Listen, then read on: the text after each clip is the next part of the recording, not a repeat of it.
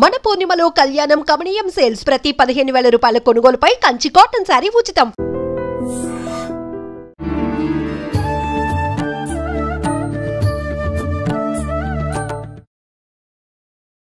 నమస్కారం, welcome to I dream ధర్మ మార్గం కార్యక్రమానికి స్వాగతం. నేను వివిచిత. ప్రస్తుతం మనతో పాటు ఉన్నారు ప్రముఖ ఆధ్యాత్మికవేత్త, ప్రముఖ జ్యోతిష పండితులు డాక్టర్ గుండపూడి శివసుధీర్ శర్మ గారు. ఇప్పుడు గురుగారితో మాట్లాడి అసలు దసరా ఏంటి, విజయదశమి ఏంటి, ఈ రెండు ఒకటేనా, వ్యత్యాసం ఉందా, అసలు ఆ విశిష్టత ఎలా వచ్చింది మనకు, అవన్నీ కూడా గురుగారితో మాట్లాడి తెలుసుకుందాం. నమస్కారం గురుగారు. గురుగారు, విజయదశమి అంటే మాకు తెలిసినంత వరకు అమ్మవారు రాక్షస సంహారం చేసిన తర్వాత విజయం కలిగింది కాబట్టి విజయదశమి జరుపుకుంటామని అంటుంటాము. ఇంకొక రకంగా పాండవులకు సంబంధించి కూడా ఏదో ఉంది అని చెప్పి వింటుంటాం స్టోరీ. అసలు ఏంటి విజయదశమి వైశిష్టం ఏంటి, అదంతా కూడా తెలియజేయండి. ప్రథమం శైలపుత్రీచి, ద్వితీయం బ్రహ్మచారిణి, తృతీయం చంద్రఘాండేతి, కూష్మాండేతి చతుర్థకం, పంచమం స్కందమాతేతి, షష్ఠే కాత్యాయనీతి చ, సప్తమం కాళరాత్రంధ్య మహాగౌరీ చ అష్టకం, నవమం సిద్ధిదా ప్రోక్త, నవదుర్గా ప్రకీర్తితా. ముఖ్యంగా నవరాత్రులు మనకు 4. ఒకటి వసంత నవరాత్రులు, చైత్రమాసంలో చైత్రశుద్ధ పాడ్యమి నుంచి నవమి వరకు. అలాగే మాఘశుద్ధ పాడ్యం నుంచి మాఘశుద్ధ నవమి వరకు వచ్చేటువంటి నవరాత్రులు రాజశ్యామల నవరాత్రులు. ఆషాఢ శుద్ధ పాడ్యమి నుంచి నవమి వరకు వచ్చేటువంటి నవరాత్రులు వారాహి నవరాత్రులు. వారాహి, రాజశ్యామల కొంతమంది మాత్రమే తెలుసు, తర్వాత బాగా నానుడికి వచ్చినాయి.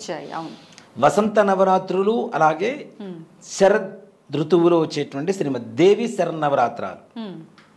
ఈ నవరాత్రులు ప్రతి ఒక్కటి కూడాను మానవాళికి చాలా ఉపయోగకరంగా ఉండేట్టుగా ఒక సైంటిఫిక్ రీజన్తో పెట్టినటువంటి పండుగలు, వచ్చేటువంటి పండుగలు.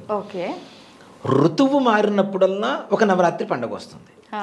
మనకి ఋతువులు మారుతున్నప్పుడే చూడండి తప్పనిసరిగా వసంత ఋతువు, శరద్ ఋతువు, వర్ష ఋతువు, ఇట్లాగా 4 ఋతువుల్లో 4 కాలాల్లో 4 నవరాత్రులు వస్తాయి. శక్తి అంటే ఏంటి? మనిషిలో ఉన్నటువంటి శక్తే కదా. ఇప్పుడు మనం శక్తి సామర్థ్యాలు లేవురా అంటుంటారు, వాడి దగ్గర శక్తే లేదురా అని చెప్తుంటారు. అంటే నీరసంగా ఉన్నా కూడా దీని అన్నిటికి కారణం ఏంటి? శక్తి. స్త్రీ స్వరూపంలో మనం శక్తిని ఆరాధిస్తూ ఉంటాం. ఆ శక్తిని లేనివాడికి కూడా పుంజుకోవడానికి, ఉన్నవాడికి ఇంకాస్త ఉద్యుక్తత పెంచుకోవడం కోసం చేసుకునేటువంటిదే ఈ నవరాత్రి ఉత్సవాలు. నవరాత్రి ఉత్సవాల్లో కూడా ముఖ్యంగా ఈ రోజున ఈ ప్రసాదం చేయండి, ఈ రోజున ఈ ప్రసాదం చేయండి, అవి కూడా ఆ సీజన్కి తగ్గట్టుగా వాళ్ళ ఆరోగ్యానికి కావాల్సినటువంటి శక్తిని ఇచ్చేటువంటి ప్రసాదాలే ఈ నవరాత్రుల ప్రసాదాలు. మొత్తం కూడా 9 రోజులు పెట్టే నివేదనలు కానీ, పూజా విధానాలు కానీ, పగలంతా ఉపవాసం ఉండి రాత్రిపూట పూజ చేయండి ప్రదోష కాలంలో.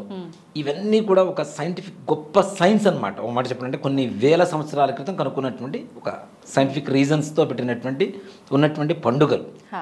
ప్రత్యేకించి జొప్పించినవి కావు. ఆయా ఋతువుల్లో, ఆయా మాసాల్లో, ఆయా తిథుల్లో ఆ దేవతల అనుగ్రహం పరిపూర్ణంగా మన మీద ఉంటుంది అని చెప్పి నిర్ణయించుకున్నటువంటి తిథులు. అంటే శాస్త్ర ప్రకారంగానే ఉన్నాయి ముందు నుంచి, ఇవన్నీ కూడా ఎప్పటి నుంచో ఉన్నాయి.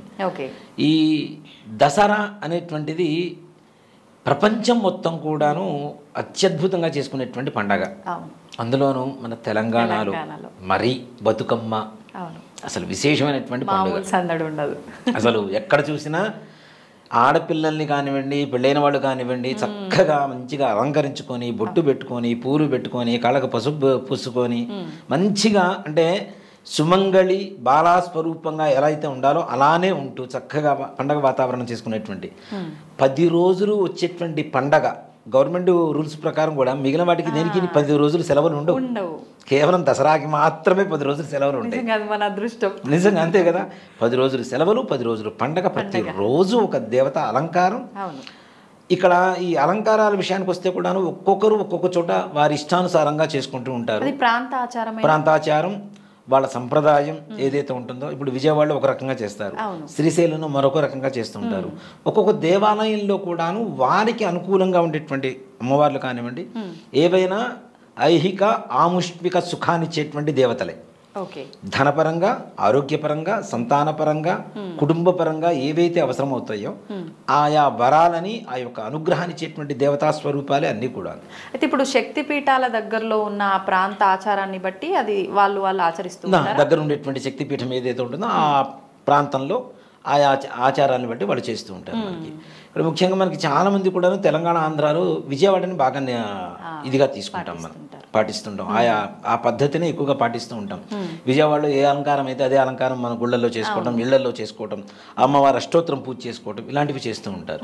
నిజంగా ఒక మాట చెప్పాలి అంటే నవదుర్గలు, ముందుగా మన శ్లోకం చెప్పే కదా, ప్రథమం శైలపుత్రీచి, ద్వితీయం బ్రహ్మచారిణి, తృతీయం చంద్రఘంటేతి, కూష్పాండేతి చతుర్థకం, పంచమం స్కందమాతేతి, సష్యే కాత్యాయినీతి చ, సప్తమం కాళరాత్రంచ, మహాగౌరీచ అష్టకం, నవమం సిద్ధిదా ప్రోక్త, నవదుర్గా ప్రకీర్తిదా.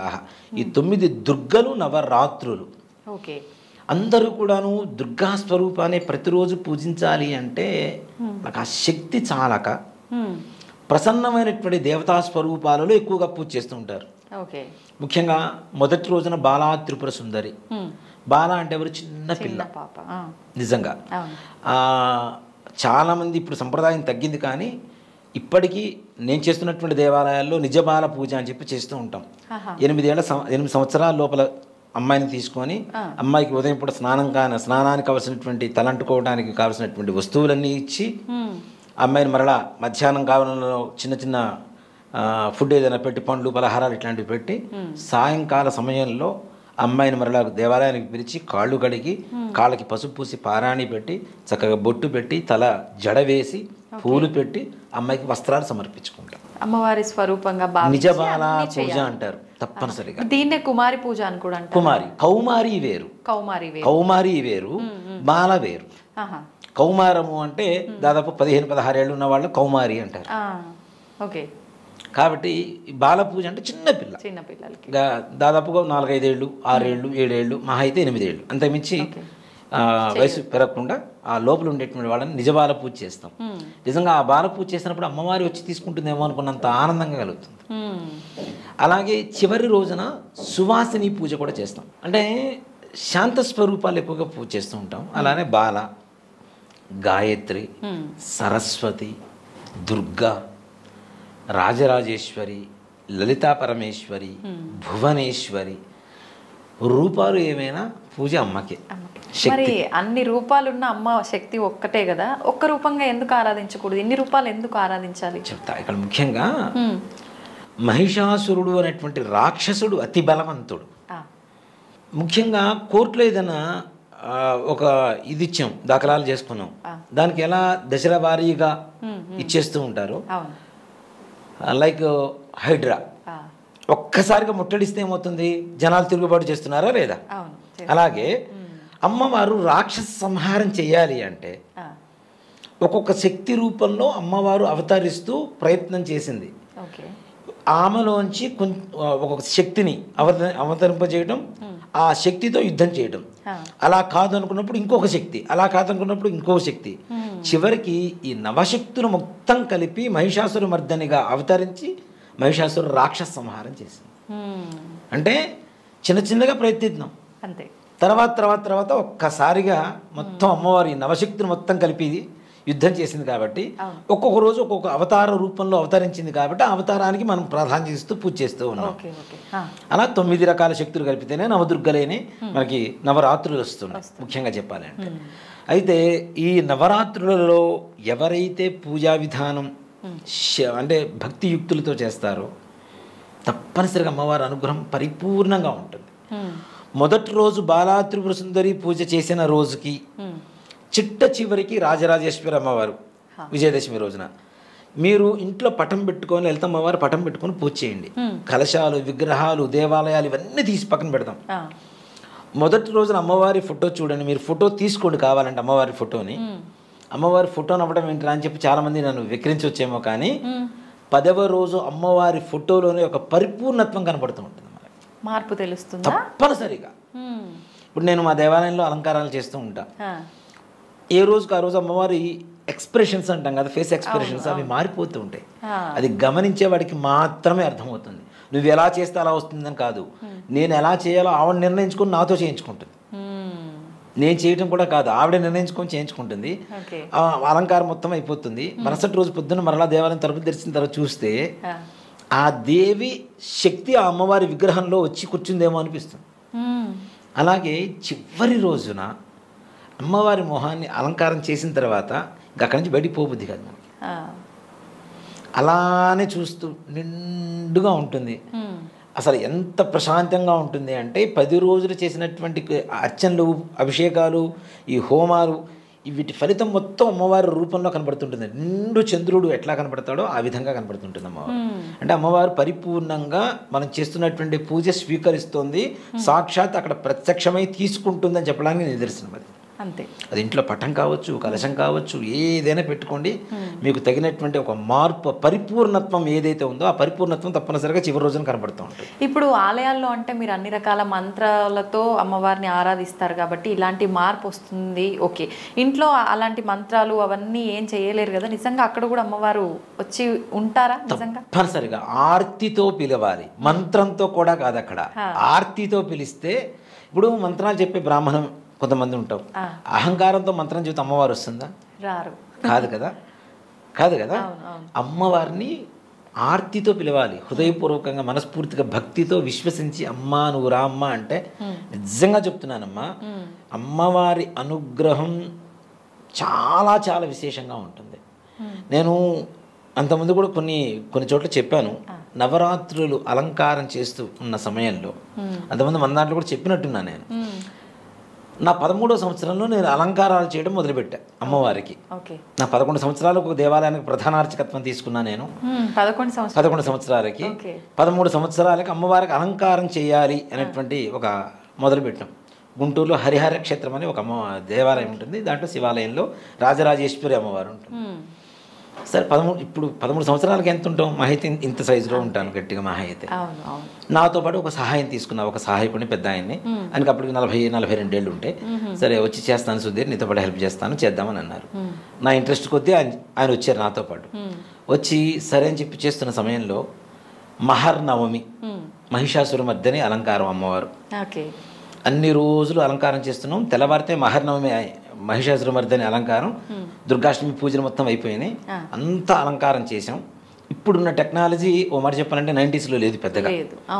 లైట్లు అవి కావాలంటే కూడాను మాకున్న బడ్జెట్లో, మాకున్న టెక్నాలజీని యూజ్ చేసుకుంటూ ఆ దేవాలయం మొత్తం కలర్స్తో, అంటే అమ్మవారు మొత్తం నీలంగా, చుట్టూ దేవాలయం మొత్తం ఎర్రటి వర్ణంతో లైట్స్ వచ్చేలాగా ప్లాన్ చేసుకున్నాం.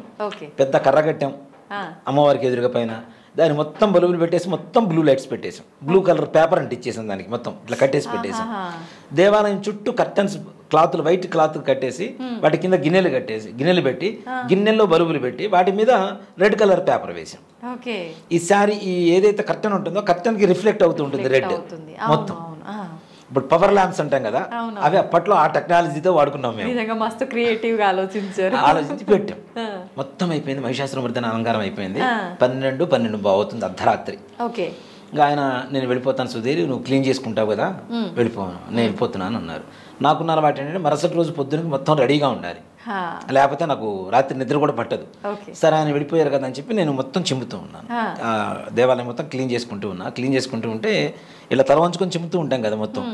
ఇలా చూసేసరికి మనం ఇలా అంటాం కదా ఒకసారి, ఎలా బాగున్నావా అని, ఆ 2 హైబ్రోస్ అలా పైకి ఎగిరినాయి. అది నిజం కాదు అని చెప్పడానికి ఎక్కడ ఇది లేదు, మొత్తం నిజం స్పష్టంగా చెప్పవచ్చు. ఎలా అంటే కర్రకున్నటువంటి బల్బులు మొత్తం టప మొత్తం 24 బల్బులు కింద పడి పగిలిపోయినాయి అదే క్షణంలో. కర్రగానే ఉంది, హోల్డర్స్ ఉన్నాయి. ఒక బల్బు లూజ్గా ఉంటే ఒక బల్బు కింద పడాలి, మొత్తం 24 బల్బులు మొత్తం టప కింద పడిపోయినాయి. 24-28 ఉన్నాయి బల్బులు. ఈ చుట్టూ ఉన్న లైట్లు బాగానే ఉన్నాయి. ఏదైనా కరెంటు పవర్ ఏదైనా ఎక్స్ట్రా అయితే మొత్తం పగిలిపోవాలి, మిగిలినవన్నీ బాగానే ఉన్నాయి, మొత్తం కింద పడ్డాయి. ఇక చూడండి, ఒంట్లో వణుకు పుట్టింది అనమాట. 13 ఏళ్ళకి ఏం తెలియదు అసలు, ఆడ అమ్మవారు ఎట్లా వస్తుంది ఏంటి అనేది కూడా మనకి తెలియదు. ఒక్కరే ఉన్నారు. దేవాలయం ఇక్కడ ఉంటుంది, ఇక్కడ నుంచి ఒక 10 అడుగులు యంత్రాలయం ఉంటుంది, అక్కడి నుంచి ఇంకో 10 అడుగులు మామూలు భక్తులందరూ సందర్శించుకునేటువంటి హాల్ ఉంటుంది. దాని వెనక గ్రిల్స్ ఉంటాయి, గోడ మీద గ్రిల్స్ ఉంటాయి.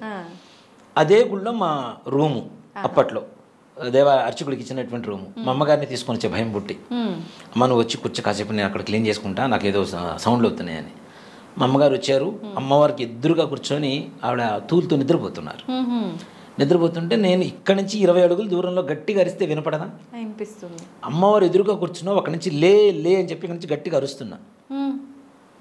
మా అమ్మ దగ్గరికి వెళ్ళి ఆమెను లేపుదామని చెప్పి ఒక అడుగు బయటికి వేయగానే ఈ గ్రిల్స్లోంచి ఒక పెద్ద మనిషి, ఒక పెద్ద ముత్తైదు, మొహం నిండా పసుపు, ఇంత బొట్టు, జుట్టు మొత్తం విరబోసుకొని, కళ్ళు మొత్తం ఇట్లా ఎర్రగా, మనం అమ్మవారిని చూపిస్తాం చూడండి, చూస్తుంటే ఇప్పుడు కూడా గూజ్ బంప్స్ వస్తుంటే నాకు అమ్మవారి గురించి చదువుతూ ఉంటే. అలా ఒక మనిషి అలా నడుచుకుంటూ వెళ్ళిపోతుంది. ఇంకా భయం వేసింది. లోపలికి వచ్చేసి ముందు క్లీన్ చేసుకోవడం తర్వాత సంగతి, తలుపులు వేద్దామని చెప్పేసి ఇట్లా తలుపులు లాగుతూ ఉంటే సౌండ్ అనమాట గట్టిగా, ఒరే నాన్న నిన్నేరా, నా పేరు అమ్మవారి నోటి నుంచి స్పష్టంగా నేను విన్నా నా 13వ సంవత్సరాల్లో. ఒరే నాన్న సుధీర్ నిన్నేరా, ఉండురా, ఒరే ఇట్లా. ఎలా అంటే మన తల్లి మనల్ని ఎలా పిలుస్తుంది, ఒరే అట్లా వెళ్ళొద్దు రైట్ రారా అని చెప్పి, అంత ప్రేమగా ఉండేటువంటి గొంతు. ఇంకా భయం వేసింది. తాళాలు వేసేసాను. మా అమ్మ దగ్గరకు వచ్చి ఇట్లా గట్టిగా లేపా. దాని నుంచి అరుస్తుంటే ఎందుకు లేవంటే ఎప్పుడు పిలిచేవరా అని అడిగింది. తెలియట్లేదు, ఆవికి వినపట్టలేదు. కాదు ఎవరు బయట ఎవరో తిరుగుతున్నారు, పెద్ద ఆవిడ తిరుగుతుంది, పై చూసొద్దాం పదా అని చెప్పి టార్చ్ లైట్ వేసుకొని గుడి మొత్తం వెతికితే ఎవ్వరూ లేరు. నాకు ఆ రోజు నుంచి అమ్మవారంటే పిచ్చి పట్టింది. నేను ప్రత్యంగా ఉపాసన చేయడానికైనా రాజశ్యామల భగడాముకి ఈ దశమహావిద్యలు ఇవన్నీ ఉపాసన చేయడానికి కూడా కారణం నాంది ఎక్కడ అంటే అక్కడే. అక్కడ నిజంగా ఎంత అదృష్టమో కదా అట్లా జరగడం. నిజంగా నా జీవితంలో నేను అంటే నా 13వ సంవత్సరం, ఇప్పుడు 43 ఏళ్ళు 30 ఏళ్ల క్రితం జరిగింది నాకు ఇది. ఇప్పటికి మర్చిపోలేము ఇంకా జీవితంలో అది. ఆ సంఘటన అంటే సాక్షాత్ అమ్మవారి కంఠం, అమ్మవారి కనురెప్పల కదలిక. నాకు ఇప్పటికీ మహర్నవమి అంటే చాలా ఇష్టం. అలానే మరుసటి రోజు అక్కడ అలంకారం చేస్తున్నాం. ఈ నాలుక బయటికి పెడతాం కదా, నాలుక బయటికి పెడతాం ఇలా మహిషాసురమర్దిని అని. ఒక పేపర్తో కట్ చేసి దాని మీద ఒక కలర్ లాంటిది రెడ్ కలర్ వేసి మైనం పెట్టేసి అంటిస్తాం. ఈ పెదవుల దగ్గర అమ్మవారి విగ్రహానికి అంటిస్తాం. పెడుతున్నాం కింద పడుతుంది. ఈయన ఇష్టం తల్లి నాకు విసుగుపుడుతుందని చెప్పేసి మంగళసూత్రాలు ఇక్కడ ఉంటాయి కదా, మంగళసూత్రాల మీద ఆ పేపర్ పెట్టా. అట్లా పెట్టి ఇటు తిరిగాను, టక్కని ఇక్కడ ఉంది. ఏమనుకోవాలి అసలు అమ్మవారిని అక్కడ ఆటలాడుతున్నారు. అసలు నాకు ఇంకా అనిపించింది, ఇంక స్టార్ట్ అయింది అమ్మవారి లీల, ఇక్కడి నుంచి మనం వెళ్ళిపోవడం మంచిది తొందరగా. అమ్మవారి ఎక్స్పీరియన్స్ అయింది, ఇది తట్టుకోవడం కష్టం. కరెక్ట్ అది కూడా మరలా నెక్స్ట్ ఇయర్ మహర్నవమి రోజునే. ఎవరు పెట్టారంటే ఎవరు పెట్టలా, అందరం బయటే ఉన్నాం. నేను అడుగు బయటికి వేసి బయటకు వస్తున్నా, ఇట్లా తిరిగాను, నాలుగు ఇక్కడ పెట్టింది, ఇక్కడ పోయి ఎట్లా అతుక్కుంటుంది. అవును, మళ్ళీ మరుసటి రోజు సాయంత్రం తీసేంత వరకు ఆ నాలుగు ఊడల.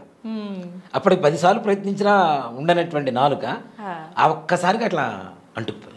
మహిమ చూపించారు అక్కడ, నేనున్నాను అని. ఇంకా అప్పటి నుంచి నాకు గాయత్రి అమ్మవారి 24 లక్షల సార్లు జపం చేయాలని ఒక ఆలోచన. అమ్మవారి అంటే ఇష్టం. అలంకారాలు, ఇప్పుడు నాకు అలంకార బ్రహ్మ అనేటువంటి బిరుదు అధికారికంగా శృంగేరి వారి పీఠం నుంచి ఒక దేవాలయం వారి ఇచ్చింది నాకు. కానీ నాకు 14 ఏళ్లకి మా పురోహితులు కానీ గుళ్ళోకి వచ్చేటువంటి భక్తులు కానీ అప్పుడు ఇచ్చినటువంటి బిరుదే ఇది, అలంకార బ్రహ్మ సుధీర్ శర్మ.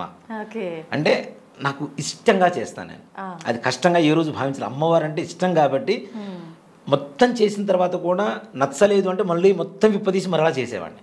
అంత ఓపిక ఉంది మీకు, ఇష్టం అంతే. అది ఓపిక గీపిక ఏం లేదు. నాతో పాటు ఉండే వాళ్ళందరూ ఏడుస్తుండేవాళ్ళు, మళ్ళీ విప్పదీసాడరా బాబు, మళ్ళీ చేస్తాడు, విసుకొచ్చేది వాళ్ళకి. కానీ నాకు ఆ విసుగు కాదు.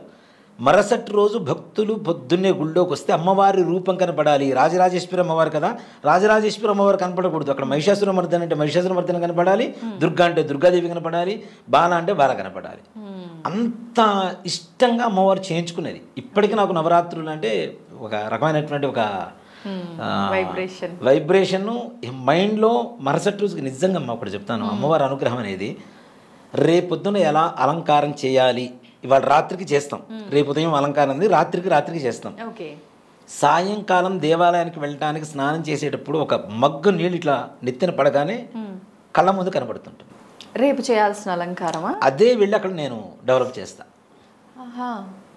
ప్రతిసారి ప్రతి దసరా ప్రతి ఏ అలంకారం చేసినా, ఎప్పుడు అమ్మవారికి అలంకారం చేసినా నాకు థాట్ ప్రత్యేకంగా నేను ఆలోచించాను ఈ విధంగా ఇట్లా చేయాలని.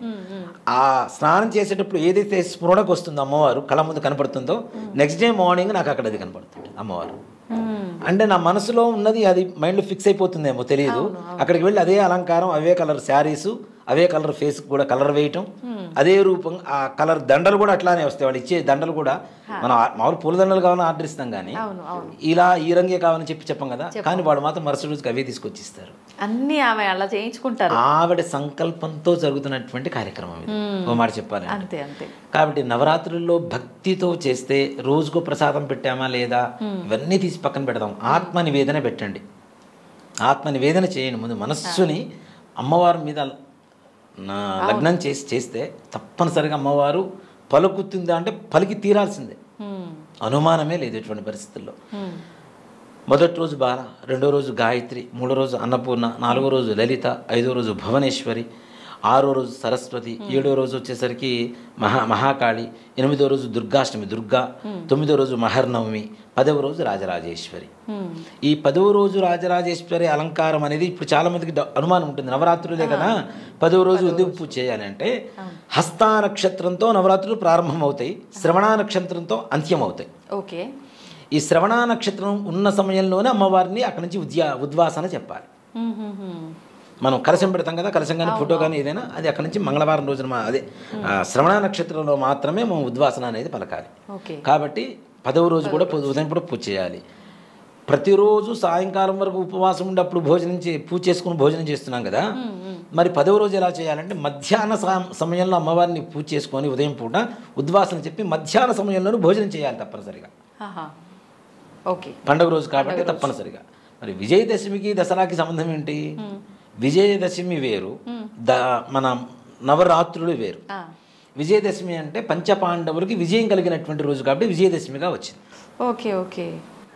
అలాగే అమ్మవారు నవరాత్రులు 9 రాత్రులు యుద్ధం చేసి రాక్షస సంహారం చేసి 10వ రోజు ప్రశాంతంగా ఉంటుంది. రాజరాజేశ్వరి అంటే ప్రశాంతత కదా. రాజ్యాన్ని ప్రపంచాన్ని పరిపాలించేటువంటి శక్తి అని చెప్పి రాజరాజేశ్వరికి పేరు. ప్రశాంతంగా ఉంటుంది కాబట్టి ఈ నవరాత్రుల్లో పూజ అయిపోయిన తర్వాత 10వ రోజు ఏదైతే ఉంటుందో, పాండవులు యుద్ధానికి వెళ్ళేటప్పుడు యుద్ధానికి ముందుగా అజ్ఞాతవాసం చేశారు, అరణ్యవాసం చేశారు, అజ్ఞాతవాసం చేశారు. అజ్ఞాతవాసం చేసేటప్పుడు వీళ్ళ చేతుల్లో ఆయుధాలు ఉంటే వీళ్ళని గుర్తుపెట్టడం ఈజీ. గద ఉంటే భీముడు అంటారు, ధనస్సు ఉంటే అర్జునుడు అంటారు, అవునా? అట్లానే ఒక్కొక్కరికి ఒక్కో రకమైనటువంటి ఆయుధాలు ఉన్నాయి. కాబట్టి ఈ ఆయుధాలు మొత్తం ఏం చేయాలి అని చెప్పి ఆలోచించి ఒక జమ్మి చెట్టు మీద ఒక కట్టగా పెట్టేసి వెళ్ళిపోయారు. ఈ ఆయుధాలు ఇతరులు ఎవరన్నా చూస్తే కళేబరంలాగా సర్పాల్లాగా కనపడతాయి. మరలా ఈ పాండవుల్లో ఎవరైనా వీళ్ళు వెళ్ళి తీసుకునేటువంటి అవకాశం మాత్రమే అక్కడ కనపడుతూ ఉంది. అంటే అలా ఏమైనా వాళ్ళు మంత్రంతో అలా చేశారా? శక్తితో అక్కడ బంధించేసి ఆ చెట్టు మీద పెట్టేశారు, జమ్మి చెట్టు మీద. అవునా? అందుకనే 10వ రోజు విజయదశమి రోజున జమ్మి చెట్టుకు పూజ చేస్తారు, సెమీ పూజ అంటారు. అసలు జమ్మి చెట్టుకి ఎందుకు పూజ చేస్తామంటే అదే. అలాగే అంటే వాళ్ళు అవి పెట్టి ఆ మంత్రంతో అలా చేయడం వల్ల అంత శక్తి వచ్చిందా, లేదంటే ముందు నుంచే జమ్మి చెట్టుకు అంత విశిష్టత? జమ్మి చెట్టుకి చాలా విశిష్టత. ఎలాంటి దోషాలైనా నివృత్తి చేస్తూ ఎవరినైనా రక్షణ కలిగించేటువంటి శక్తి జమ్మి చెట్టుకుంటుంది. అలాగే నవగ్రహాల్లో శనీశ్వరుడికి అత్యంత ప్రీతికరమైనటువంటి సమిధ వృక్షం కూడా అది. శనీశ్వరుడికి సెమి వృక్షమే శనీశ్వరుడికి సమిధగా వాడుతూ ఉంటాం. అంటే అత్యంత శక్తివంతమైనటువంటిది. ఎవరు ఏ రకమైనటువంటి కోరికను కోరుకుంటూ ఉంటారో ఆ కోరికను తీర్చేటువంటి శక్తి ఆ యొక్క సెమి వృక్షానికి ఉన్నది. కాబట్టి వీళ్ళు మంత్ర గర్భితంగా ఆ ఆయుధాలన్నీ కూడా సెమీ చెట్టు మీద పెట్టేసి వెళ్ళిపోయారు. కాబట్టి అజ్ఞాతవాసం పూర్తయిన తర్వాత మరలా వచ్చి సెమీ వృక్షానికి పూజ చేసి, రాముడు కూడా రావణాసురుడి మీద యుద్ధానికి వెళ్ళేటప్పుడు తప్పనిసరిగా సెమీ వృక్షానికి పూజ చేసి వెళ్ళారని చెప్పి శాస్త్రం చెప్తోంది. రాముడు రావణాసురుడి మీద యుద్ధానికి వెళ్ళాడు. ఈ సెమీ పూజ అప్పుడు కూడా శ్లోకం చెప్తారు కదా, ఆ శ్లోకంలో పరమార్థం అదే. అర్జునుడికి రాముడికి జయం కలిగించింది ఎవరు అంటే సెమీ వృక్షం వల్ల అని చెప్తారు. మనం ఏదైనా అందుకనే సెమీ వృక్షం పూజ చేస్తాం కదా, పూజ చేసిన తర్వాత ఏం చేస్తాం, ఒక ఆకు తీసుకొచ్చి మన పాకెట్లోనో లేదంటే వాలెట్లోనో లేదా ఇంట్లో బీరువాలోనో పెట్టుకుంటాం కదా. అంటే అది ఉంటే విజయం చేకూరుతుంది, ప్రతి కార్యంలో జయం కలుగుతుంది అని చెప్పడం కోసం. ఇప్పుడు ఇంట్లో పెద్దవాళ్ళకి వాళ్ళకి కూడా పెట్టి నమస్కారం తీసుకుంటాము. అది ఓ మాట చెప్పాలంటే అది ప్రాంతాచారం నుంచి వచ్చింది. ఓకే. అది అన్ని చోట్ల లేదు. దీన్ని పారువేట అంటారు. సెమీ పూజని పారువేట అంటారు.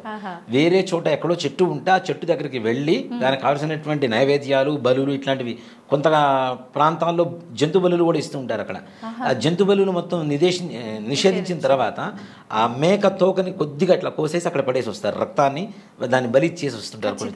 ఇప్పటికీ కూడా చేస్తూనే ఉన్నారు కొన్ని చోట్ల. అంటే రక్తబలి, ఆయుధ పూజ అంటాం కదా. ఇప్పుడు మనం పండుగ రోజునే కదా వాహనాలన్నీ పూజ చేసుకుంటాం కదా, అట్లా ఆయుధ పూజ కాబట్టి దానికి ఆ రక్త తర్పణ ఇచ్చేసి వస్తారనమాట. ఇచ్చి తెచ్చి దాన్ని చెట్టుని మరలా కొమ్మని తీసుకొచ్చి దేవాలయంలో పెట్టి దాన్ని పూజ చేసి ఆ సెమీ వృక్షాన్ని ఒక శ్లోకం చెప్తూ శమయతే పాపం సెమీ శత్రు వినాశని అర్జునస్య ధనుర్ధారి రామస్య ప్రియదర్శని. రాముడు కూడా దర్శించుకున్నాడు. అర్జునస్య ధనుర్ధారి, అర్జునుడికి పాండవులకి ఈ జయం చేకూర్చింది, వాళ్ళ ఆయుధాలు మొత్తం మోసింది. కాబట్టి ఇది ఎవరి దగ్గర అయితే శ్లోకం చెప్పుకొని ఆకు తీసుకుని దగ్గర పెట్టుకుంటారో వారికి శమయతే పాపం, పాపాన్ని కూడా మొత్తం నశింపజేసింది. శమీ శత్రు వినాశని, శత్రు వినాశనం కలుగజేస్తుంది. అంత శక్తివంతమైనటువంటి చెట్టు సెమీ వృక్షం. ఇప్పుడు దానిపైన కోరికలు ఒక పేపర్ మీద రాసి దాని కొమ్మకు అంటించి రావటం, అదే చెప్పబోతున్నా. ఇది ఒక విచిత్రమైనటువంటి ఒక సిస్టమ్ వచ్చింది, సంప్రదాయం. నేను మా గుళ్ళో పూజ చేసినప్పుడు కొంతమంది పేపర్లు అంటిస్తుంటారు. ఇది ఎందుకు అంటిస్తారు నాకు మొదట్లో తెలియదు. చూస్తే దాంట్లో కొంతమంది విచిత్రమైన కోరికలు రాస్తారు. నాకు BMW కారు కావాలను, నాకు ఒకడు పల్సర్ బైక్ కావాలను, కొంతమంది నాకు విడాకులు కావాలను అని రాశాడు ఒక ఆయన. పుణ్యాత్ముడు. అది గొంతెమ్మ కోరికలు అంటారా, ఏమంటారు వాటిని? నిజంగానే తప్పు కదా. అందులో సెమీ పూజ చేసిన తర్వాత పంతులు గారి దగ్గర నుంచి సెమీ పత్రం తీసుకుంటే పవిత్రత ఆ శ్లోకంతో. అంతేగాని ఒక మేక పడిపోతే, ఒక మేక కాదు 10 మేకలు ఒక చెట్టు మీద పడిపోతే మొత్తం ఆకుతో సహా మొత్తం రాల్చే పీకేస్తుంది చూడండి. ఆ టైపులో ఆ వృక్షాన్ని నిర్జీవం చేస్తారు, ఆ కొమ్మని చేసేస్తారు, మొత్తం లాగేసి పట్ట పట్ట పట్ట పట్ట పట్ట లాగేస్తుంటారు. మా పూజ అయిపోయింది, రెడీ 1 2 3 అనగానే మొత్తం చెట్టు మొత్తం అయిపోతుంది, ఒక్క ఆకు కూడా దొరకదు. కొమ్మ అంటారు విలేజ్లలో, డైరెక్ట్ చెట్టుకే పూజ చేస్తారు కదా. అడవి ప్రాంతంలో ఎక్కడైనా ఉంటే చూసి చెట్టు పైన ఆకులు ఎక్కడ కనిపించకుండా చేసేస్తారు, మొత్తం లాగేస్తారు. అసలు దాన్ని ఒక పత్రం, సెమీ పత్రం అంటే ఏంటి? చిన్న ఆకు ఆకు ఒకటి తెచ్చుకుని పెట్టుకోమంటే కొమ్మలు కొమ్మలు కొమ్మలు కొమ్మలు, అమ్మ వాటి దుంపతే అసలు ఎట్లా చేస్తారంటే నాకు అదే విచిత్రం వేస్తుంటుంది, నవ్వు వస్తుంటుంది వాళ్ళని చూస్తుంటే. ఇంత కరువులు అంటే ఒక బాగా శరీరం ఉన్నటువంటి వాడికి ఒక 10 రోజులు భోజనం పెట్టకపోతే 11వ రోజు కుంభకర్ణుడికి పెట్టినట్టు ఇంత అన్నం పెడితే దాని మీద ఎట్లా పడిపోతాడో ఆ విధంగా పడిపోతారు వీళ్ళందరూ. అది తప్పు. రాత్రిపూట వృక్షాన్ని ముట్టుకునేటువంటి శక్తే చాలా తక్కువ మన దగ్గర. అలాంటిది ఆ ఒక్క రోజున ఆ వృక్షం దగ్గర ఉండేటువంటి ఆకును తెచ్చుకోమని చెప్పి చెబుతూ ఉంటే దాన్ని పట్టుకుని మొత్తం పీకుతూ ఉంటే అది పడే బాధ కూడా మనకి శాపమే అవుతుంది కదా. పగటిపూట వరాలు ఇచ్చేటువంటి శక్తి ఎంతైతే ఉంటుందో సాయంత్రం 6 గంటల తర్వాత వృక్షాలకి శాపాన్ని ఇచ్చేటువంటి శక్తి రెట్టింపు దశలో ఉంటుంది. అందుకని సాయంత్రం 6 తర్వాత పూలు కొయ్యొద్దు, ఏం ముట్టుకోవద్దు అని చెప్తుంటాం కదా. ఎందుకు అంటే శపించేటువంటి శక్తి కూడా రెట్టింపు దశలో ఉంటుంది. కాబట్టి రాత్రిపూట చెట్లు ముట్టుకోకూడదు. అలాంటి దసరా రోజు మాత్రమే, విజయదశమి రోజున మాత్రమే సెమీ వృక్షాన్ని మనం ఆ పత్రం తెచ్చుకునేటువంటి అధికారం ఉంది. కాబట్టి అధికారం ఉంది కదా అని చెప్పి మొత్తం పీకొచ్చుకుంటానంటే కొంతమంది ఆ కొమ్మ మొత్తం తీసుకొని ఇంట్లో పెట్టుకోమన్నా పెట్టుకుంటారు. కానీ ఇది ఎవరింట్లో ఉంటే బాగుంటుంది అని ఒక్క మాట చెప్పడం ఆలస్యం. ఏం కాదు, మొత్తం పీకలు దానికోసం యుద్ధాలు కూడా జరుగుతుంటాయి. మీద పడిపోతుంటారు, కింద పడిపోతుంటారు, దాని ముళ్ళు ఉంటాయి, గుచ్చుకుంటూ ఉంటాయి, అస్సలు ఉండదు. ఇలా చేయొద్దు. ఒక ఆకు తెచ్చుకోండి, చక్కగా వాలెట్లో పెట్టుకోండి, ఇంత వస్తుంది, ఒక రెబ్బలాగా వస్తుంది, దానికి అటు ఇటు ఆకులు ఉంటాయి. ఒక ఆకు తీసుకొని వాలెట్లో పెట్టుకోండి, ఒక ఆకు తీసుకొని ఇంట్లో పెట్టుకోండి, చక్కగా బిరువాలో పెట్టుకోండి, పెద్దలకు ఎవరికైనా ఇవ్వండి. మీరే కాదు మీ పక్కన ఉన్న వాళ్ళకి కూడా విజయం చేకూరాలనేటువంటి ఒక సంకల్పం ఏదైతే ఉంటుందో ఆ భావంతో ఇస్తే ఇంకా మంచిగా ఉంటుంది. ఈ విధంగా సెమీ పూజ చేసుకోవాలి, కానీ ఎలా పడితే అలా కాదు. అలాగే నవరాత్రులలో ప్రతిరోజు ఉదయం, సాయంత్రం, మధ్యాహ్నం 3 సమయాల్లో దీపారాధన చేసుకోవాలి. తప్పనిసరిగా ఆ దేవత పూజ, ఏ దేవత అలంకారం అయితే ఆ దేవత అష్టోత్తరం పూజ చేసుకోవాలి. నివేదనలు మీకు అందరికి అందుబాటులోనే ఉన్నాయి. చాలామందికి ఈ నివేదన పెట్టాలి, ఈ నివేదన పెట్టాలని. ఇవన్నీ పెట్టలేని పరిస్థితుల్లో ఉన్న కనీసం పానకం, వడపప్పు ప్రతిరోజు ఇవి పెడితే మనం పెట్టేటువంటి నివేదనలో ఏదైనా లోపం ఉన్నా కూడా వాటితో సరిపోతాయి. కాబట్టి తప్పనిసరిగా 6 నివేదన పెట్టండి. అవకాశం ఉంటేనే కొబ్బరికాయ కొట్టండి. ఇప్పుడు శక్తి లేనటువంటి వాళ్ళు ఉంటారు, కొబ్బరికాయ కూడా 30-35 రూపాయలు అవుతుంది. ఇవాళ రోజున శక్తి లేనటువంటి వాళ్ళు కూడా అమ్మవారి పూజ చేసుకోవడానికి అవకాశం ఏంటి అంటే ఇవేవి అక్కర్లా, ఏది ఉంటే అది భక్తితో చేయండి. అమ్మవారి కుంకుమార్చన అష్టోత్తరం పూజ చేసుకోండి చక్కగా. దాని తర్వాత సాయంకాలం మధ్యాహ్న కాలంలో కూడా అష్టోత్తరం లలితా సహస్రనామం చెయ్యండి. చేయలేకపోతే వినండి. లలితా సహస్రనామంలో కూడా చాలా తప్పులు చదువుతూ ఉన్నారు కాబట్టి అవి చాలా తప్పు. చదవకపోయినా పర్లేదు, అసలు చదవకపోయినా పర్లేదు, వినండి. ఇప్పుడు శ్రీమాత శ్రీ మహారాజ్ఞి శ్రీమత్ సింహాసనేశ్వరి చిదగ్నికుండ సంభూత, అక్కడ దీర్ఘం లేకపోయినా పెడుతూ ఉంటే ఒక అర్థం, ఒక అక్షరం మార్చేస్తుంది మొత్తం. రామునితో కపివరణ్ డిట్లనియే అనేటువంటిది ఒక భాష, ఒక మాట. కా తీసుకెళ్ళి తో పక్కన పెట్టండి. రాముని తోక పివరణ్ డిట్లనియే, కా ఒక్క కానే మారింది పక్కకి. అర్థం మారిపోయిందా లేదా? చాలా మారిపోయింది. చండీ సప్తశతిలో ఒక శ్లోకం ఉంటుంది. ఒక గురువు గారి దగ్గరకు ఒక శిష్యుడు వెళ్ళి నాకు చండీ సప్తశతి కావాలని అడిగాడు. నాకు విద్యాభ్యాసం చేయండి అంటే చేశాడు ఆయన. చేసిన తర్వాత శిష్యుడు వచ్చాడు. కొన్ని రోజుల తర్వాత పెళ్లి చేసుకున్నాడు, భార్య చనిపోయింది. మరలా పెళ్లి చేసుకున్నాడు, మళ్ళీ భార్య చనిపోయింది. మళ్ళీ పెళ్లి చేసుకున్నాడు, మళ్ళీ భార్య చనిపోయింది. ఎందుకు అట్లా అవుతుంది? ఇలా భార్యలు చనిపోతూనే ఉన్నారు. 5 భార్యలు చనిపోయిన తర్వాత గురుగారి దగ్గరికి వెళ్ళాడు. వీడికి డౌట్ వచ్చింది, నేను చేస్తున్న దాంట్లో ఏదో తప్పు ఉంది, గ్యారంటీ అని చెప్పి వెళ్ళి గురుగారు నా భార్య ఇట్లా చనిపోతున్నారు, అసలు నేను చేస్తున్న చండీలో ఏమైనా తప్పు ఉందా ఒకసారి చెప్పండి అంటే వాడు శ్లోకాలు చెప్తూ ఉన్నాడు. దాంట్లో భార్యానాం రక్షతు భైరవి అని చెప్పి ఒక శ్లోకం వస్తుంది. వీడు భార్యానాం భక్షతు భైరవి రా భా ఒకటే అక్షరం. భక్షతు అంటే పోతున్నా మరి నువ్వు చేస్తున్న తప్పు ఇదేరా, ఒక్క అక్షరమే ఇంత అర్థాన్ని మార్చింది, నీ భార్యలు చనిపోవడానికి కారణం ఇదేరా అని చెప్పాడు. అంటే అసలు చదవకపోయినా పర్లేదు, విన్నా పర్లేదు. నవవిధ భక్తుల్లో శ్రవణం అనేది చాలా విశేషమైనటువంటిది.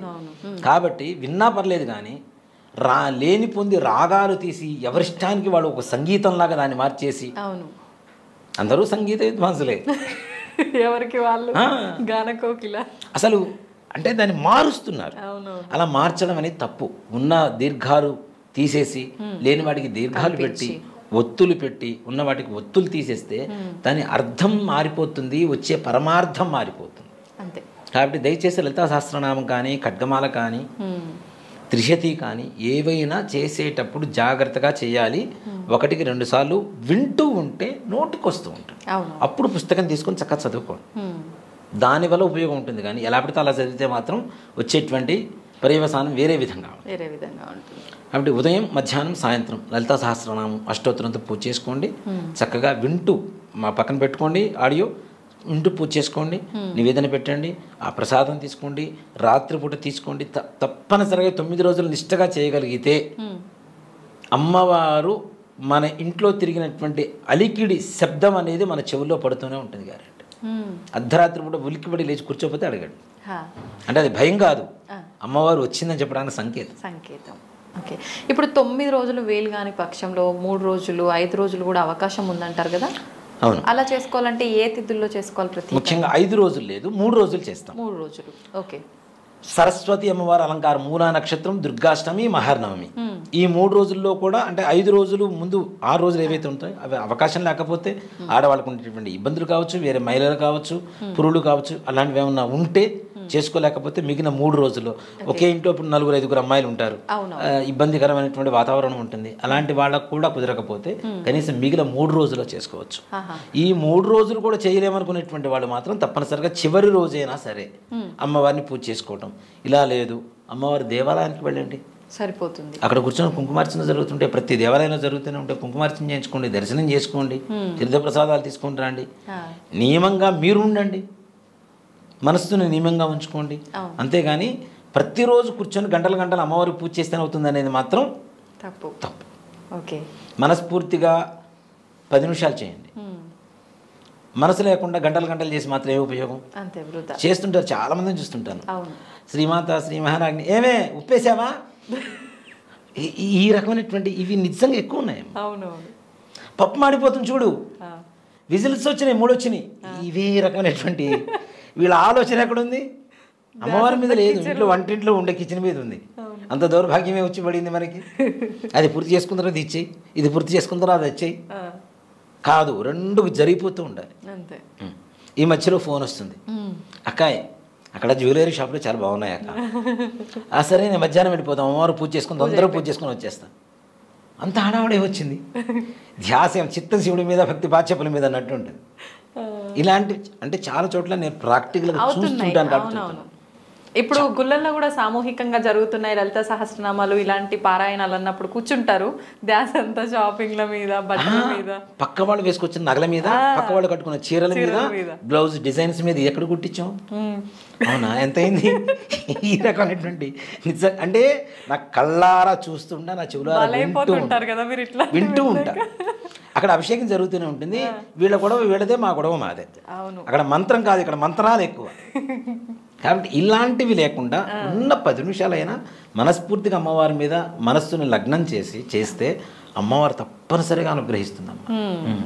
ఇప్పుడు భవానీ మాలలు అని చెప్పి కూడా వేస్తుంటారు కదా, ఈ 9 రోజులు నిజంగా మాల వేసుకోవాలా లేకపోయినా నిష్టగా నియమాలు పాటిస్తూ ఉంటే సరిపోతుందంటారా? అక్కడ మాలాధారణ, వస్త్రధారణ, దీక్ష, మనస్సు లగ్నం చేసుకోవడం కోసం చేసేటువంటివి ప్రధానమైనటువంటి అంశాలు ఇవి. బండి మీద ఒక వస్త్రం ఉంది, ఒక మాల ఉంది, తప్పు చేయడానికి భయపడతాడు గ్యారంటీగా, ఆటోమేటిక్గా భయపడతారు కదా, అమ్మవారి మాల ఉంది చేయకూడదు, ఆ మాల లేకపోతే ఏం కాదులే ఒక్కసారేగా అని ఏదైనా తప్పు చేయడానికి అవకాశం ఉంటుంది. కాబట్టి మనస్సుని దేవుడి మీద కేంద్రీకరించడానికి, దీక్షగా చేయడానికి ఏమాత్రం కూడా తప్పు లేదు, చెయ్యవచ్చు అని కూడా చెప్తా. 9 రోజులనే కాదు, నా 11 రోజులు చేసేవాళ్ళు ఉన్నారు, 40 రోజులు చేసేటువంటి వాళ్ళు ఉన్నారు. నిజంగా కొంతమంది అయితే మగవాళ్ళను కూడా చూశాను, స్త్రీ రూపంగా మారిపోతుంటారు కూడా వాళ్ళు. చీర కట్టుకునేటువంటి ఆడవాళ్ళని కూడా, మగవాళ్ళని కూడా చూశాను నేను దీక్షలో. మన దగ్గర చేస్తారా? చాలా మంది అమ్మ చీర కట్టుకుంటారు, చక్కగా పెద్ద బొట్టు పెట్టుకుంటారు, తర్వాత కాళ్ళకి మెట్టెలు పెడుతుంటారు, పట్టీలు పెట్టుకుంటుంటారు. ఇది వాళ్ళ ఇష్ట ప్రకారమా లేదంటే ఆచారము? ఆచారం ఏం లేదు, అంటే సాక్షాత్ అమ్మవారి రూపంగా మనం మారిపోతున్నాం అనేటువంటి ఒక భావన ఏదైతే ఉంటుందో. నిజంగా ఒక మాట చెప్తాను, శ్రీ విద్యోపాసన, అమ్మవారి ఉపాసన చేసేటువంటి వాళ్ళ మాటలు ఎలా ఉంటాయి అంటే, ఒక స్త్రీ మూర్తి మాట్లాడితే ఎలా ఉంటాయో అలానే ఉంటాయి. ఇప్పుడు బయట తిరిగేటువంటి జనాలు కాదు, అమ్మవారి ఉపాసన చేసేటువంటి వాళ్ళలో నా సాక్షాత్ నా కళ్ళ ముందు ఒక అతన్ని చూశాను, ఇద్దరిని చూశాను. మా గురుగారు ఒక ఆయన, నాకు ఒక అన్నయ్య అంటే సహోదర సమానమైనటువంటి ఒక ఆయన ఉన్నారు, ముప్పవరు సింహాచల శాస్త్రి గారు. ఆయన మీరు గూగుల్లో కొట్టినా కూడా వస్తుంది మీకు. నేను అలంకారాలు నేర్చుకుంది ఆయన దగ్గరే. ఆయన ఎలా అంటే సాక్షాత్ అమ్మవారు మాట్లాడితే ఎలా ఉంటుందో అలా మాట్లాడుతుంటారు. రాను వాళ్ళు చేసేటువంటి ఇది కూడా, ఆడవాళ్ళు పవిటి సర్దుకుంటారు కదా, వాళ్ళు పైన వేసుకున్నటువంటి ఉత్తరాయణ కూడా మాటికి ఇట్లా సర్దుకుంటూ ఉంటారు. ఆయన ఒక ఆయన శర్మాజీ గారు అని గుంటూరులో చిలకలూరుపేట రోడ్లో ఒక దేవాలయం కట్టించారు, అమ్మవారు లలితాపీఠం అని, మా గురువు గారు. ఆయన కూడా అంతే సాక్షాత్ అమ్మవారి స్వరూపం. ఆయన చూస్తుంటేనే ఇప్పుడు చాలామంది నా దగ్గరకు వచ్చి కొంతమంది చూస్తుంటారు, వచ్చి కూర్చొని వెళ్ళిపోతుంటారు. ఏమైంది, ఏం మాట్లాడాలి అంటే, ఏం లేదు మిమ్మల్ని కాసేపు చూస్తే మాకు ఉండేటువంటి ఇది వెళ్ళిపోతుంది, కాన్ఫిడెన్స్ వస్తుంది, అందుకని చూడటానికి వచ్చాను గురుగారు అని చెప్పేసి వెళ్ళిపోతుంటారు. నాకు ఒకప్పుడు నాకు కలిగిన అనుభూతి అది. మా గురుగారు నాకు ఏదైనా ప్రాబ్లం, మనసు బాగాలేదు, పోయి కాసేపు ఆయన ఎవరితోనో మాట్లాడుకుని నాకు సంబంధం లేదు, ఆయన కాసేపు చూసేసి వచ్చేవాడిని. ఎందుకు వచ్చేవరా, ఏం లేదు గురుగారు కాసేపు మీతో మిమ్మల్ని చూసి వెళ్దామని వచ్చేవాడిని. ఏంటంటే బాధ పోయేది, ధైర్యంగా వెళ్తే పాజిటివ్ గా అనిపిస్తుంది, అలా కూర్చున్నా పాజిటివ్ వైబ్స్ ఏవైతే ఉంటాయో అవి మా గురుగారిని చూస్తే నాకు కలిగేది. అలాంటి వాళ్ళని ఇద్దరిని నేను నా కళ్ళారా ప్రత్యక్షంగా చూశాను. నేను ఇద్దరు శ్రీ విద్యోపాసకులే. వాళ్ళు నిదానంగా స్త్రీతత్వం, పరిపూర్ణమైనటువంటి స్త్రీతత్వం వాళ్ళలో కలుగుతుంది. ఆయన నిజంగా అంటే మా గురుగారిని నేను ఇమిటేట్ చేస్తున్నాను కదా, వాళ్ళు మాట్లాడేటువంటి మాటలు కూడా, ఏమిటి అబ్బాయి ఎందుకు వచ్చావు ఇటు, ఏమైంది, ఇట్లా ఆ ఎక్స్ప్రెషన్స్ అవి చూస్తుంటే మొత్తం మారిపోతుందమ్మా. అంటే అమ్మవారిలో వాళ్ళు లీనమైపోయారు. అలాంటి తత్వమే ఇప్పుడు చాలామంది దీక్ష తీసుకునేటువంటి వాళ్ళు కూడా మగవాళ్ళు చేస్తూ ఉంటారు. కాళ్ళకి మెట్టెలు పెట్టుకుంటారు, పట్టీలు పెట్టుకుంటారు, పసుపు పూసుకుంటారు, ముఖానికి పసుపు పూసుకుంటారు, పెద్ద బొట్టు పెట్టుకుంటారు, చేతికి గాజులు వేసుకుంటారు, చీర కట్టుకుంటారు. ఇలాంటి వాళ్ళని కూడా చాలా మందిని చూశాను నేను. అలా వాళ్ళని చూస్తుంటే నిజంగా భయం వేస్తుంటుంది కొంతమందికి, కానీ చూస్తే అమ్మవారి తత్వం అది అంతే. ఎర్రటి చీర కట్టుకొని అంత బొట్టు పెట్టుకొని బయట తిరుగుతుంటే ఎలా ఉంటుంది మనకి, నిజంగా అమ్మవారి గజ్జల శబ్దం అయితే ఘల్ ఘల్ ఘల్ మనం మోగుతూనే ఉంటుంది అమ్మవారి శబ్దం. నేను హైదరాబాద్ వచ్చిన తర్వాత కూడా రామకృష్ణాపురంలో ఉండేవాడిని. కరెక్ట్గా రాత్రి 2:30 నుంచి 4 లోపల మా ఇంట్లో ఎవరికి నిద్ర ఉండేది కాదు. ఎందుకని? ప్రత్యంగిరి అమ్మవారి దేవాలయం పక్కన మేము మా ఇల్లు. నేను ఆ దేవాలయంలో కొన్ని రోజులు పనిచేశాను, హోమాలకి వాటికి పనిచేశాను. వచ్చి పడుకునేవాడు. 2:30కు మొదలయ్యేది. ఘల్ ఘల్ ఘల్ అని శబ్దం. ఎంత అంటే ఆ విండో పక్క నుంచి వెళ్తున్నట్టే ఉంటుంది, బెడ్రూమ్ విండో. అమ్మవారు గలగలగల సౌండ్ వస్తూ ఉంటుంది.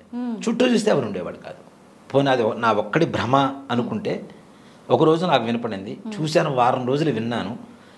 వారం రోజుల తర్వాత మా ఆవిడకి చెప్పాను, ఏది శబ్దం వస్తుంది వింటున్నావా అంటే, నాకు కూడా వస్తుంది వారం రోజుల నుంచి. మా పిల్లలకి చెప్పాను, మా పిల్లలకి వస్తుంది. మా అమ్మగారు వీళ్ళందరితో వాడు మా ఇంటికి వచ్చి ఏ బంధువులు వచ్చినా వాళ్ళకందరికీ వినపడుతూనే ఉంటుంది. గల్ గల్ మన సౌండ్. అమ్మవారి దగ్గరికి వెళ్ళి, అమ్మ పిల్లలు భయపడుతున్నారు, వచ్చావు బాగానే ఉంది, భయపడుతున్నారు పిల్లలు, తట్టుకునే శక్తి కూడా కావాలి కదా అంటే, ఆ తర్వాత నుంచి ఆ శబ్దం నిదానంగా తగ్గుతూ వచ్చింది. ఓకే. ప్రతిరోజు రాత్రిపూట మొత్తం ఇండిపెండెంట్ హౌస్ అది, ఆ పైన ఓనర్స్ ఉండేవాళ్ళు, కింద మేము ఉండేవాళ్ళం, చుట్టూ తిరిగేవాళ్ళం అందరం, ఎవ్వరు ఉండరు. మళ్ళీ లోపలికి రాగానే మళ్ళీ గజ్జల శబ్దం. అంటే అమ్మవారు ఈ నవరాత్రుల్లో పూజ చేస్తే మన ఇంటికి వస్తుంది, మన ఇంట్లో ఉంటుంది, మనం చేసే పూజని స్వీకరిస్తుంది, మనకి అనుగ్రహాన్ని పరిపూర్ణంగా కలుగజేస్తుందని చెప్పడానికి ఏమాత్రం కూడా సందేహం లేదని చెప్తాను. అంత పరిపూర్ణంగా ఉంటుంది అమ్మ అనుగ్రహం. మనం నిజంగా అనుగ్రహం పొందాలి అంటే అంతే భక్తితో, అంతే, ఆడంబరంగా కాదు, భక్తితో. భక్తి ఆడంబరం ఏముందమ్మా, కోటి రూపాయలు ఉన్నవాడు ఎవరైనా చేస్తారు అంతే. కానీ భక్తి అనేది 100 కోట్లు ఉన్న భక్తి రాదు. భక్తి ఉన్న వాడికి 100 కోట్లతో సంబంధం లేదు. అంతే, ఒకటే మాట. నిజంగానే అవునా? భక్తి ఉన్న వాడికి ఎక్కడ కూర్చొనైనా ఏ చిన్న రాయిలో అయినా అమ్మని చూసుకుంటాడు. అవును. భక్తి లేనటువంటి వాడికి ఓ కోట్లు ఖర్చు పెట్టి ఎంత చేయాలనుకుంటాం. అవన్నీ ఏం అక్కర్లేదు, అమ్మవారే చూసుకుంటుంది మొత్తం దగ్గర. నిజంగా మనకేం కావాలో ఆమెకు తెలియదా? అమ్మవారికి తెలుసు.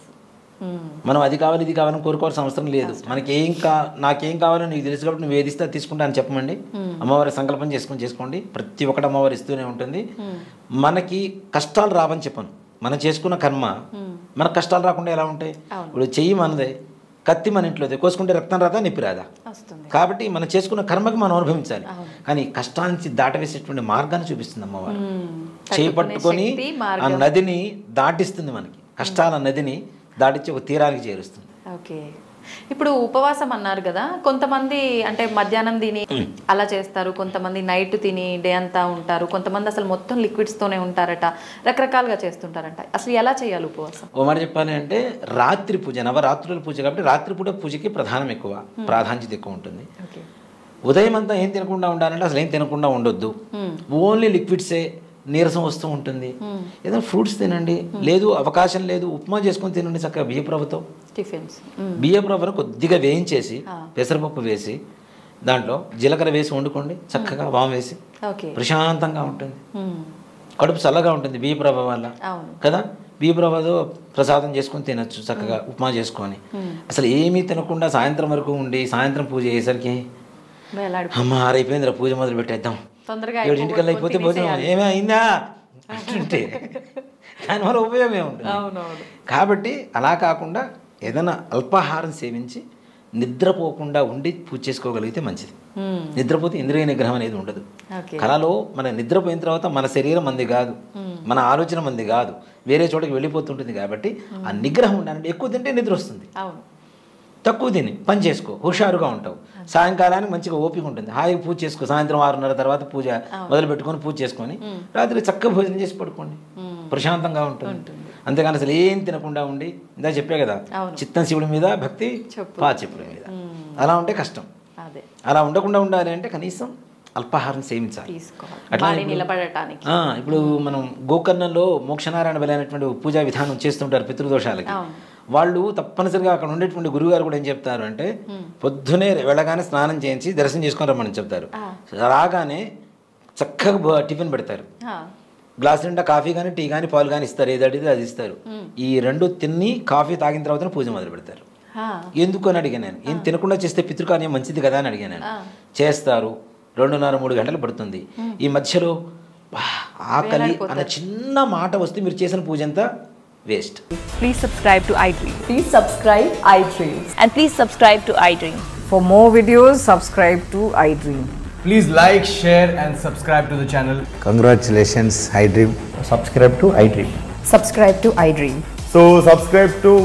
iDream Media. iDream team అందరికి huge congratulations. Please subscribe iDream Media. Please subscribe to iDream. Subscribe iDream. Please subscribe to iDream. iDream అంటే నా కళల ఛానల్ సబ్స్క్రైబ్ చేసుకున్న నోరు తిరుగుతలేదు. మీరైతే గంట గుర్తు కొట్టండి. For more such videos, please subscribe to iDream. Subscribe to iDream. Please subscribe to iDream. Please subscribe iDream Media. Please do subscribe to iDream. Please subscribe to iDream Media. For best entertainment and information, please subscribe iDream. And don't forget to subscribe to iDream.